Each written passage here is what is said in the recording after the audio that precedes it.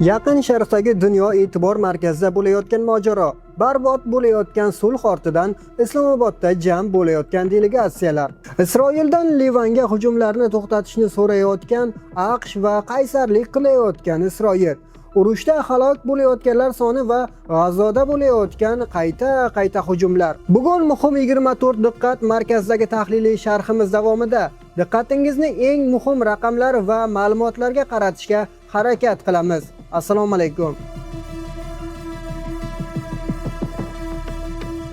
Livan va AQSh Isroildan janglarni to'xtatishni so'ramoqda. Livan hukumati Tramp ma'muriyati Isroildan kelasi hafta Isroil va Livan o'rtasida to'g'ridan-to'g'ri muzokaralar boshlanishidan oldin Hizbullohga qarshi hujumlarni to'xtatib turishni so'radi deb xabar berdi ikki manba. Isroilning Livanga qilgan hujumi AQSh va Eron o'rtasidagi muzokaralarda to'siq bo'lib qoldi. Chunki Eron Isroil sulhni buzayotganini da'vo qilmoqda. AQSh Livan sulhga bo'ysunmaganini rad etmoqda. Ammo Isroildan vaziyatni yumshatishni so'ragan. Seshanba kuni Vashingtondagi Isroil va Livan elchilari AQSh davlat departamenti homiyligi ostida to'g'ridan-to'g'ri muzokaralarning birinchi bosqichi uchun uchrashadilar. Keyinchalik batafsilroq muzokaralar olib borilishi kutilmoqda. Juma kuni elchilar AQSh davlat kotibi Marko Rubioning maslahatchilaridan biri bilan 3 tomonlama telefon orqali qo'ng'iroq qilishdi. Telefon qo'ng'irog'idan so'ng Livan tomonlar seshanba kuni sulh e'lon qilishni muhokama qilish uchun uchrashishga kelishib olganini aytdi. Isroilning AQShdagi elchisi Yachiel Leiter o'z bayonotida Isroil Livan bilan tinchlik kelishuvini ilgari surishga rozi bo'lganini, ammo Hizbulloh terrorchi tashkiloti bilan sulhni muhokama qilishga rozi bo'lmaganini aytdi.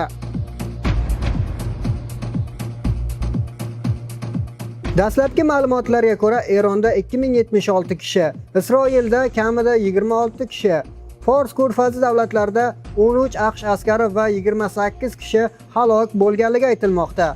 Bu haqda Al Jazeera manbalariga tayanib xabar bergan. Xo'sh, qaysi davlatlar hujumga uchragan? AQSh va Isroil kuchlari 28-fevraldan beri Eronga, jumladan uning yadroviy, harbiy va fuqarolik obyektlariga hujum qilib kelmoqda. Bunga javoban Eron kuchlari AQSh qo'shinlari joylashgan Yaqin Sharqqa, shuningdek Tel Aviv va Isroilning boshqa qismlaridagi Isroil harbiy obyektlariga hujumlar uyushtirdi. Hozirga qadar Eron mintaqadagi 9 ta mamlakatga Bahrayn, Iroq, Iordaniya, Kuvayt, Ummon, Qatar, Saudiya Arabistoni va Birlashgan Arab Amirliklariga hujumlar uyushtirdi. Shuningdek, Eron droni Kiprdagi Buyuk Britaniya harbiy bazasining uchish-qo'nish yo'lagiga ham zarba bergan. 28-mart kuni Yamandagi Huti isyonchilari Isroilga ballistik raketalar bilan hujum qilishdi.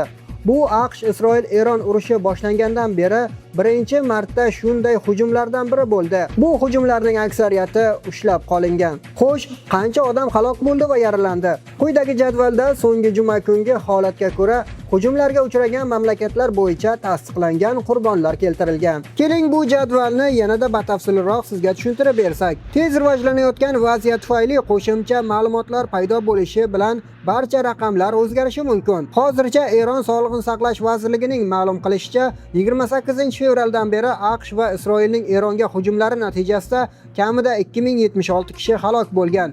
26500 nafardan ortiq odam jarohat olgan. Ulardan kamida 4000 nafar ayollar va 1621 nafari bolalar ekanligi aytilmoqda. Isroilda kamida 26 isroillik halok bo'ldi va 7451 nafar odam yaralandi. Eronning mamlakatning asosiy yadroviy inshootlari joylashgan Janubiy Dimona shahri va yaqin atrofdagi Aradga raketa hujumlari oqibatida kamida 180 kishi yaralandi. Bu AQSh-Isroil-Eron urushi boshlangandan beri eng keskin avj olgan vaziyatlardan biri hisoblanadi.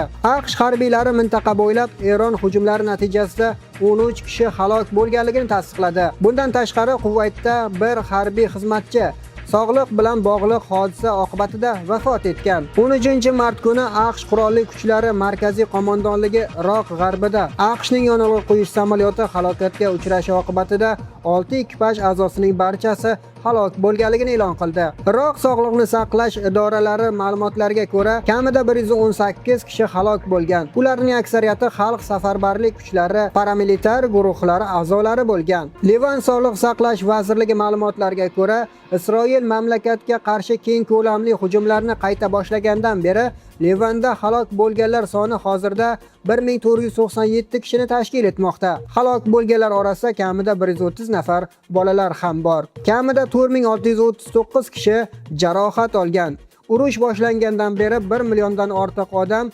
ko'chirilganlar sifatida ro'yxatga olingan. Mintaqada zo'ravonlik davom etayotgan bir paytda Eronning yuqori lavozimli amaldorlari Qo'shma Shtatlar bilan sulh muzokaralari uchun Pokistonning Islomobod shahriga yetib kelishdi. Delegatda Eron parlamenti spikeri Muhammad Bagir G'olibov va tashqi ishlar vaziri Abbos Aroqchi muzokaralarda Eron tomoniga yetakchilik qilmoqda. Washingtonni esa AQSh vitse-prezidenti Vance va maxsus elchi Steve Witkoff va Jared Kushner himoya qilmoqda.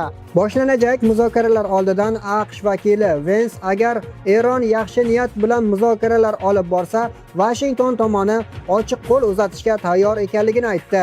Bu esa bir necha haftadan beri davom etayotgan keskinliklardan so'ng diplomatiya uchun potensial imkoniyatni anglatadi. Shu bilan birga yerdagi vaziyat beqarorligicha qolmoqda. Livan Sog'liqni saqlash vazirligi juma kuni, chorshanba kuni Isroil hujumlarida kamida 357 kishi halok bo'lganligini ma'lum qildi va qurbonlar soni ko'payishi kutilayotganligi haqida ogohlantirdi. Eslatib o'tamiz, urush boshlangandan beri Eronda internet uzilishi deyarli 1000 soatdan oshdi.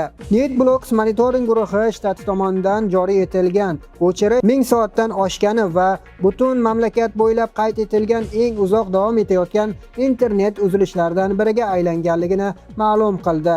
Tahlilchi Zohir Xarazmi Al Jazeera nashriga bergan intervyusida Tehron Hormuz bo'g'ozi kabi vaziyatni ham o'z ichiga olgan holda o'zining ta'sir kuchiga ega ekaniga ishonganiga qaramay, eronliklar muzokara oldidan shubha bilan qarashmoqda. AQSh prezidenti Donald Tramp Hormuz bo'g'ozi Eronning yordami bilan yoki uning yordamisiz ham qayta ochilishini aytdi va Washington global energiya ta'minotidagi uzilishlar davom etayotgan bir paytda Fors ko'rfazini ochishga va'da berdi. Xabarlarga ko'ra, AQSh Isroildan muzokaralarni barbod qilmaslik uchun Livandagi Hizbullohga hujumlarni to'xtatishni so'ragan. Amaldagi AQSh-Eron sulhi 21-aprelda tugaydi.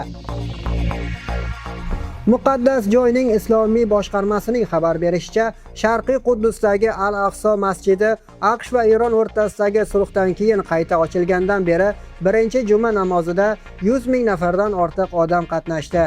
Bugunchalik sizga yetkazmoqchi bo'lgan xabar va yangiliklarimiz shulardan iborat edi. Muhim 24 sahifalarini kuzatishda davom eting.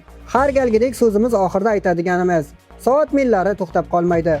U yurishda davom etadi.